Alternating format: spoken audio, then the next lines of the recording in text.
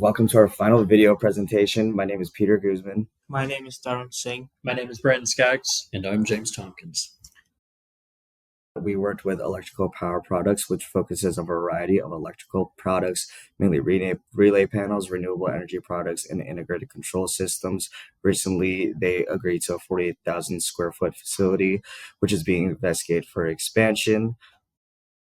So through the objectives of our project, we are going to increase floor space utilization, ensuring there is no overcrowding or underutilized areas, reduce waste in motion and delays of materials by 10%, minimize inventory handling and storage costs by 10%, optimize flow between existing and new warehouse areas, and as well as ensuring all workstations and walking paths meet safety and ergonomic standards.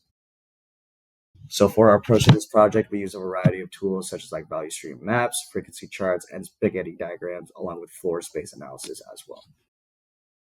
In the current state analysis, we looked at the floor space of their current facility and split it up into 4 zones, depending on what occurred in each zone.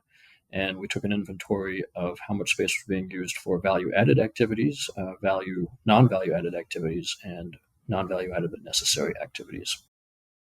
We found that 39% of the facility had value-added activities.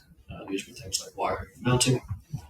The non-value-added activities, like storage, contributed to a large proportion of the facility, 37%, and things like walkways contributed to the non-value-added but necessary space.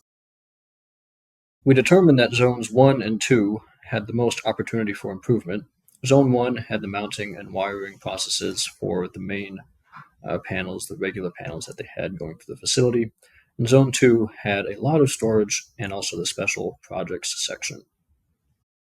The other major part that we looked at was a spaghetti diagram of the entire plant.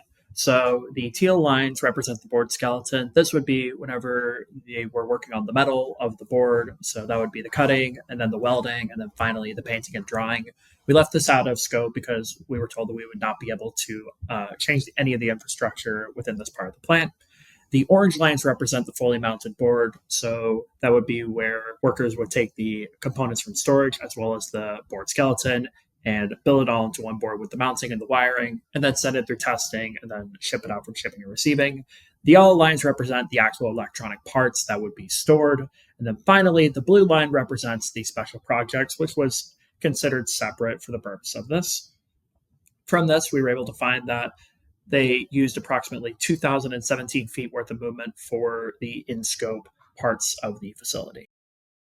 From here, for our future state design, we looked at generating 4 total designs for a new layout of the facility. 2 of them used the new building, while 2 of them did not use the new building. For the 2 not using the new building, 1 used the base design, but moved some of the stations, primarily moving mounting closer to the storage, and then 1 redid the entire layout, optimizing for flow. 2 of them, meanwhile, used the new building, 1 of them moving the special projects station from that blue line to the new building, and then the other one just using the new building for storage. From there, we did a weighted criteria matrix, and we determined that design 1, the one re-optimizing their current layout, was the best option.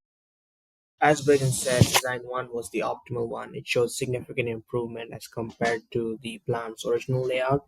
For example, the total plant movement reduced from 2,017 feet to 1,168 feet, which was a 42% reduction. There was also movement optimized to reduce the overall movement required. For the economic impact of this project, it resulted in a 10% reduction of $127,088 per year. There was an estimated material handling savings of $444,808 to $508,352, which was a 35 to 40% reduction. Overall, we concluded that no new facility build was required, which results in a minimal implementation cost. Our next steps include 5S and Kaizen events to optimize the new facility and to help train the employees.